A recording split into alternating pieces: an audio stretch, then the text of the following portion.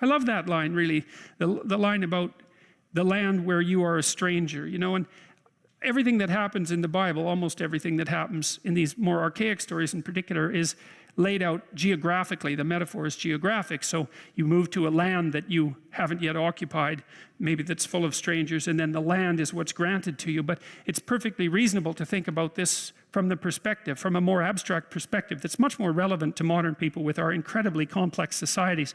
You know, it's definitely the case that if you go into the land of the stranger, which is exactly what you do when you try out any new endeavor, right? When you start a new job, or when you start a new educational enterprise, or when you start a new relationship, doesn't matter. You're out there in unexplored territory. Like, the physical geography is the same, but we don't live in the spatial world only. We live in the temporal spatial world. And what that means is that the same place can be different at a different time. I mean, it can be completely different.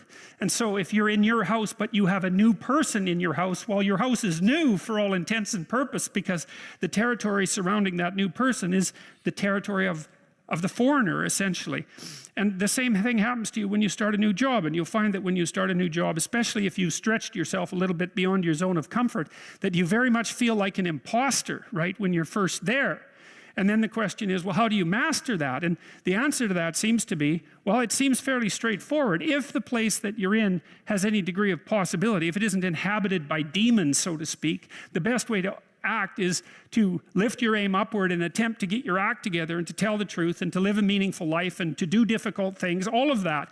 And that is the best way of mastering a new territory. And in all probability, the degree to which you're able to act that out is precisely proportionate to the degree to which you're going to become a master in that territory. And that sort of thing can happen a lot faster than people think.